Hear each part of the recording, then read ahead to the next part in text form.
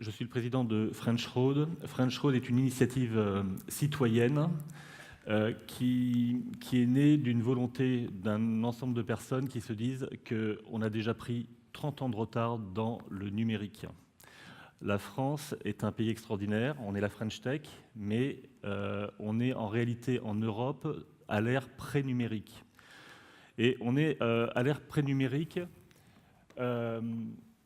avec 20 ans de retard sur les plus grands, avec 15 ans de retard sur les plus petits. Et on vous a parlé de l'Estonie hier, et on a parlé d'un cas d'utilisation très intéressant qui s'appelle l'e-résidence. Moi, je vais vous parler de la X-Road. French Road vient du mot X-Road, qui est en réalité le framework d'architecture d'une carte à tout faire. Avec cette carte-là, vous allez tout faire. Et on va en reparler. Et 5 ans de retard sur les plus jeunes, les BATX, qui sont en fait les GAFA chinois. Et nous, on se demande qu'est-ce qu'on fait au milieu. Voilà. Donc on est un petit peu à l'ère pré-numérique et on a bien l'intention de changer tout ça. Pour fabriquer une nation digitale européenne, puisque c'est bien de ça dont il s'agit, une nation digitale européenne, eh bien, on va d'abord réfléchir sur la data. Aujourd'hui, quand vous allez sur votre service public et que vous voulez faire une demande d'un service public, on vous fait remplir un formulaire, le formulaire remplit un PDF, le PDF part à un, et puis vous n'avez pas trop de nouvelles, et puis un jour il revient, et puis ou pas. Et puis nous, ce qu'on se dit, c'est que le PDF, en réalité, par rapport à la quantité d'informations que vous transportez, quantité d'informations pour écrire une entreprise, c'est 2000 caractères. Le PDF en contient 3 zéros de plus. C'est un problème. Donc, il faut être centré sur la donnée, on va être data-centrique. Pour fabriquer une nation digitale, il faut être décentralisé et on verra que c'est le moteur de confiance. Tout le monde est concerné parce que ce dont je vais vous parler, c'est de votre responsabilité, nous, moi, vous, lui, elle, développeurs, c'est notre responsabilité sociétale. Tout le monde est concerné. Et on veut quelque chose qui soit hautement sécurisé parce qu'on va parler de notre identité. On va parler de notre identité et on veut aussi quelque chose qui soit simple à maintenir parce que tout ce que je raconte de toute façon est simple. Voilà. Et je ne fais que des choses simples dans ma vie parce que je suis architecte des systèmes d'information. C'est peut-être pas votre avis, mais c'est le mien. Et puis la France, je disais tout à l'heure, la France c'est la French Tech. Je pense que c'est probablement le bon vecteur pour l'Europe. Notre président de la République, en fait, avec des accents très keynédiens, lors de ses derniers vœux, nous a dit « Qu'est-ce que vous pouvez faire pour votre pays ?»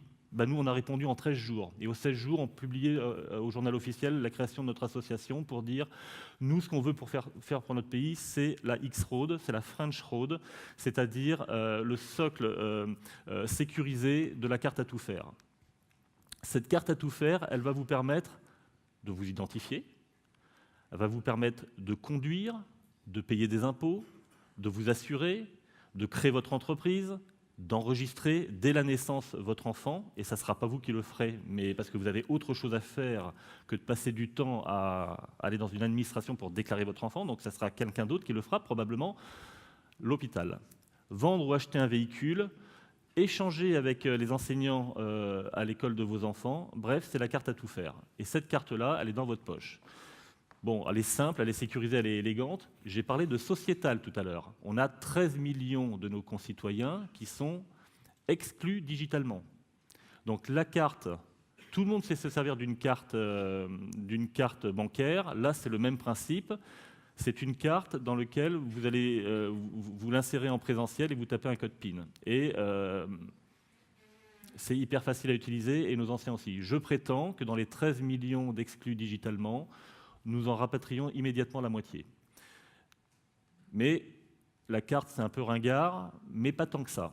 Parce que quand vous allez être contrôlé par la police au détour d'un virage dans une voiture, vous ne prétexterez pas que la batterie est à plat pour montrer votre identité. Donc il faut probablement les deux. Un, parce qu'on est sociétal et inclusif, et l'autre parce que c'est quand même très pratique, très pratique. Ce dont on va parler maintenant, pour que ce framework fonctionne, eh bien, c'est de la confiance et de la maturité digitale. Et alors, on m'avait dit, on m'a fait un petit pari, on m'a dit, essaye de mettre une femme nue sous la douche. Bon, voilà, je l'ai fait. Mais on va quand même parler de ça, et en fait, ça introduit une métaphore qui est la suivante. Aujourd'hui, quand vous êtes sous votre douche, vous n'avez pas vraiment envie qu'on vienne vous regarder. Eh bien, quand vous êtes devant votre ordinateur, aujourd'hui, vous trouverez toujours un petit malin pour venir vous regarder, pour venir vous espionner. Voilà. On est dans le pré-digital et c'est comme ça que ça fonctionne aujourd'hui. La sécurité, elle est l'affaire de tous. Eh bien, il faut juste prendre conscience en fait, de notre pouvoir. Et nous, les développeurs, on a beaucoup de choses à dire sur le pouvoir de l'homo numericus de demain. Il y a deux sujets qui intéressent la présidente de l'Estonie. C'est la cyber-hygiène et c'est la confiance. Et la confiance, ce n'est pas un truc de béni oui-oui qu'on se dit entre nous, entre gens de bonne compagnie. Non, la confiance, c'est quelque chose que vous allez programmer et qui est programmé dans quelque chose qu'on appelle la blockchain. J'aime pas tellement ce mot blockchain parce que j'aime bien ce mot blockchain, mais dans les premières versions de la blockchain, il y avait plus de bougies que de gâteaux. C'était pas très économique ni écologique. Heureusement, ça s'améliore. Là, on va parler d'un arbre de Merkle, finalement, tout simple, une distributed ledger technologie qui permet justement d'implémenter cette confiance. Donc aujourd'hui, quand vous êtes en maturité digitale, quand vous êtes sous votre douche, vous mettez un petit paravent, vous mettez un post-it dessus. Je m'appelle Emmanuel, je suis sous la douche. Si vous rentrez, vous allez en prison. C'est ça. Donc ça veut dire quoi? Ça veut dire qu'avec le système dont je vous parle, eh bien, vous reprenez d'une part l'appropriation de vos données, mais pas pour les vendre. Vous prenez l'appropriation de vos données pour avoir une réponse immédiate, certaine et proportionnée sur les gens qui viendront regarder vos données. Et là, vous devez entendre quelques accents RGPD ou CNIL qui jadis nous faisaient peur. En réalité, on pense que le RGPD est quasiment implémenté nativement dans ce modèle X-Road. C'est juste magique. Donc, la confiance, c'est quelque chose de fondamental. C'est 10 ans pour l'acquérir, c'est 5 minutes pour la perdre, et on doit avoir confiance pour fonctionner entre nous. Alors, les bénéfices de l'identité digitale sont énormes. Si on se projette en Europe, c'est 500 millions d'usagers qui n'auront plus de mot de passe, parce qu'avec votre carte, aujourd'hui, chacun d'entre nous, j'ai fait le calcul pour moi-même, mais je suis sûr que vous êtes encore plus digitalisé que moi, dans votre vie digitale d'aujourd'hui, c'est entre 30 et 40 mots de passe. Ça veut dire quoi? C'est entre 30 et 40 comptes. Et on ouvre des comptes. Et un compte par-ci, un compte par-là. Avec votre identité digitale, vous aurez accès à 2600 services, qu'ils soient privés ou publics, mais sans compte. Et donc sans mot de passe. Vous avez une trentaine de mots de passe et vous utilisez des logiciels très intelligents pour pouvoir finalement fédérer tous ces mots de passe. Et quand vous n'avez pas de logiciel intelligent, et pensez à vos parents et à vos grands-parents, c'est 30 comptes qu'ils ont également, mais avec un mot de passe utilisé 30 fois. C'est pire. C'est un petit problème. C'est un petit problème. Permettre de concentrer les efforts sur la création de valeur ajoutée et avoir du plaisir, parce que la Digital Nation, ce n'est pas quelque chose de froid, c'est human first en réalité. Ça va très vite dans les tuyaux et les gens prennent le temps de se parler. On est parti en Estonie avec une bande de petits copains de la French Road et on a vu tout ça. On a vu que quand on va au restaurant, on n'a pas des grosses assiettes, on a des assiettes qui sont belles, on a des assiettes qui sont bien présentées et un serveur qui prend le temps de vous expliquer tous les ingrédients qu'il y a dans l'assiette. Il avait peut-être autre chose à faire? Non, il a une oreillette. Et dans les tuyaux, ça va très vite. L'Estonie aujourd'hui, et je prends en exemple l'Estonie et je vous en parle bien volontiers, l'Estonie aujourd'hui, après 27 ans d'indépendance, du deuxième jour d'indépendance, ils ont toujours une peur bleue, c'est d'être envahis par leur ennemi russe. S'ils sont envahis par l'ennemi russe, le gouvernement estonien part en diaspora immédiatement, et en diaspora sur téléphone portable, pilote tout le pays. Et si la bombe atomique fait péter 50 fois le pays et que la PKI qui gère l'identité digitale explose au 4e sous-sol de je ne sais où, planqué quelque part, bien planqué, eh bien, la X-Road renaît immédiatement en e-ambassade au Luxembourg. La e-ambassade signifie simplement une salle des marchés où le droit estonien s'applique. Donc un certain nombre d'avantages permettent d'endiguer les mauvais usages de l'argent, parce que l'Estonie est le pays le moins corrompu du monde. Ramener les citoyens dans les urnes, parce qu'il y a une excellence politique qui dit que... vous savez comment fonctionne le vote en Estonie? L'urne est ouverte pendant une semaine, c'est le dernier vote qui compte. Et vous pouvez voter de n'importe où sur la planète.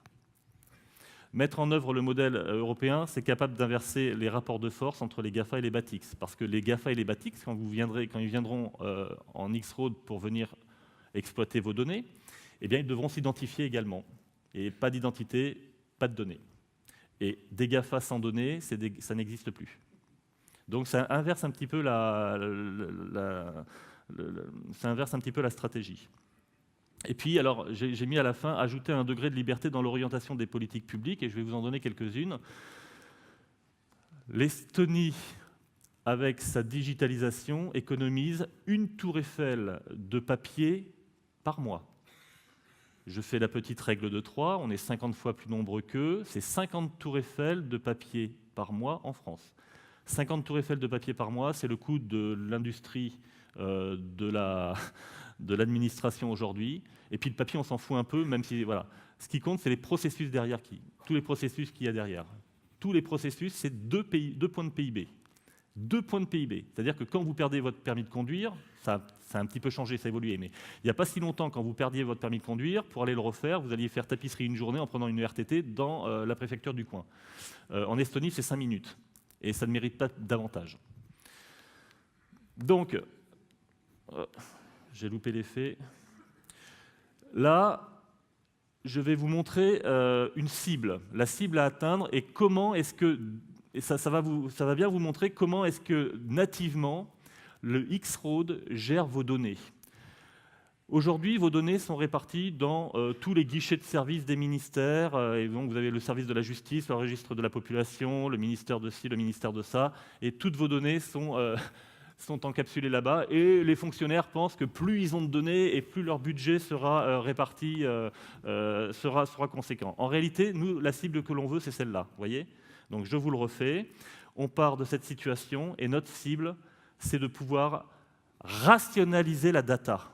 Parce que cette data-là, elle ne mérite, c'est notre identité qui nous permet d'y accéder, et elle ne tolère aucune perte d'intégrité. Donc le système de sécurité doit être excellent. Un mot sur l'intégrité de la donnée. Tout à l'heure, je vous disais qu'en s'appropriant nos données, nous avons la capacité d'avoir une réponse juridique qui soit à la fois certaine, immédiate et proportionnée. Si moi, je viens demain, Emmanuel Pesanti, regarder votre donnée, vous êtes immédiatement informé dans ce qu'on appelle le ledger, donc la blockchain. Vous êtes tous informés en peer-to-peer de qui est venu regarder votre donnée. Et puis, si Emmanuel Pesanti a une tête qui ne vous revient pas, vous cliquez sur le petit bouton d'à côté qui s'appelle une demande d'information et le gouvernement vous donne automatiquement et rapidement une réponse juridique. Et si ça ne vous plaît toujours pas, vous portez plainte et vous gagnez. Si maintenant, moi, je suis infirmier et que je vous sauve la vie sur une station de ski où vous vous êtes cassé la gueule et que je dois accéder à votre résus sanguin pour la perfusion, qui aura lieu dans 15 minutes, eh bien, immédiatement, j'ai accès à vos données de santé, qui sont des données hyper sensibles. J'y ai pas forcément le droit, parce que la X-Road ne gère pas toutes les exceptions, mais elle est capable d'implémenter toutes les exceptions, et je suis obligé de justifier. J'ai accédé au code sanguin de monsieur pour la perfusion, donc c'est justifié. Et 15 minutes après, on vous sauve la vie parce que quand vous arrivez en salle d'opération, toutes les données de santé correspondant à l'objet pour lequel vous êtes là sont prêtes. Et quand vous regarderez dans votre ledger technologie, Emmanuel Pesanti, ah oui, c'est l'infirmier, ah oui, il a accédé à mon code Résus, j'espère que vous ne porterez pas plainte contre moi. Rapidement. Ce système X-Road permet de gérer des gros systèmes. Le système, il est dynamique, il est essentiel à la mission de sécurité. Je rappelle que les forces de l'OTAN sont présentes dans la X-Road à Tallinn, qui est la capitale de l'Estonie. Donc, c'est eux qui ont permis, entre autres, de se rendre compte qu'il y avait un problème dans l'algorithme de cryptologie de Gemalto en 2014 et qui a permis à l'État, en 2017, de rappeler 760 000 cartes. C'est un peu comme Toyota qui rappelle 760 000 voitures parce qu'il y a eu un problème de pot d'échappement, mais il n'y a pas eu 760 000 morts. Donc, ils ont cette capacité d'aller vraiment vers l'excellence en termes de sécurité et ça nous protège notre identité. Le système est décentralisé, évidemment, et le système est hyper résilient pour l'histoire des e-ambassades. Il n'y a pas de SPOF, il n'y a pas de super base de données centralisée. C'est une architecture en peer-to-peer distribuée avec des services de déploiement hyper rapides et des outils de monitoring globaux. Et alors là, c'est très rigolo de voir 500 millions de requêtes pour le dernier mois et tout ça se voit en temps réel. La X-Road, globalement, ça ressemble à ça. Vous avez des satellites en fait, qu'on appelle des systèmes d'information et qui viennent s'accoster au système X-Road sécurisé par l'intermédiaire des petits cadenas que vous voyez, qu'on appelle des security servers, des serveurs de sécurité. Et quand vous regardez une map en fait, des appels, des 500 millions d'appels, ça peut ressembler à peu près à ça. Là où c'est très dense, où c'est très touffu, ce sont des données qui sont massivement partagées. Pourquoi est-ce qu'on partage massivement des données? C'est simplement parce que l'État estonien s'est engagé, comme vous le disiez Arnaud Castagnet hier, s'est engagé à vous demander qu'une seule et unique fois vos données dans votre vie. Donc Emmanuel Pesanti, né à La Rochelle le 6 octobre 71, je ne l'écrirai qu'une seule fois. Et ça, ensuite, je le partage. Je le partage parce qu'il y a beaucoup de formulaires, il y a 2600 services, et dans les 2600 services, on vous demande toujours à peu près la même chose. Et puis, il y a des données qui sont un peu moins partagées à l'extrémité. C'est les données de santé, par exemple. Vous allez confier vos données de santé probablement demain à une IA, qui vous redonnera un retour sur votre bien-être, sur tout un ensemble de services. Dans l'association French Road aujourd'hui, on a beaucoup de gens du personnel de santé, parce que des médecins, des chirurgiens, des professeurs, des professeurs en chirurgie, etc., parce qu'ils se sont rendus compte qu'une mauvaise gestion de l'intégrité des données entraîne la mort. Et ils sont très sensibles. Aujourd'hui, leur maturité digitale est un peu supérieure à la moyenne. Ils sont très sensibles à ce sujet-là, et donc on rejoint massivement X-Road, French Road. Et puis le déploiement, ça ressemble à ça. Tout à l'heure, on parlait de Far West sur Internet. Eh bien, c'est un logiciel qui est très simple, qui fonctionne sur le Far West Internet. Et on va avoir des systèmes d'information qui s'accostent au système X-Road via des security servers. Et un security server va pouvoir jouer le rôle pur de consommateur ou de producteur de services d'exposition des données, ou les deux. Je vous disais que tout ce que je fais est simple. Voilà. Là, ici, vous avez une vue de face du security server avec tous les services qu'il doit implémenter. Et nous, French Road, notre mission, eh bien, c'est de donner à la French Tech toutes les bonnes pratiques et la barre de qualité qu'il faut appliquer pour pouvoir demain venir jouer en X-Road et pour pouvoir tous s'interfacer. C'est simple, c'est facile, mais c'est indispensable. C'est indispensable pour les Digital Nations de demain. On a un exemple en Europe du Nord. C'est un exemple qui est offert puisque c'est en open source. On l'a téléchargé sur GitLab. Et mon lab travaille aujourd'hui dessus pour implémenter le premier service en X-Road en France. Prenons la carte grise. Et on vous attend tous. Venez nous rejoindre. Venez jouer avec nous dans le lab. On a besoin de développeurs qui sont hyper compétents. Ce n'est pas pour rien qu'on est ici. C'est parce que je m'adresse à vous. Rejoignez ce lab et vous y verrez tout ce que vous pouvez y faire. C'est simple, mais c'est puissant. Voilà.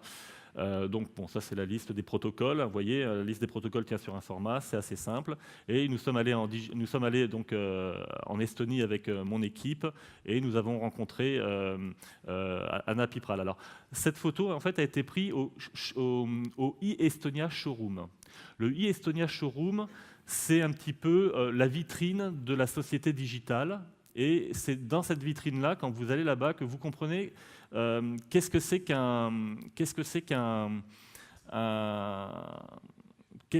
que mes données en Digital Nation. En fait, Anna Pipral, qui est la CEO du Show Estonia Showroom, nous a montré finalement tout son ledger, elle nous a montré en fait toutes ses données.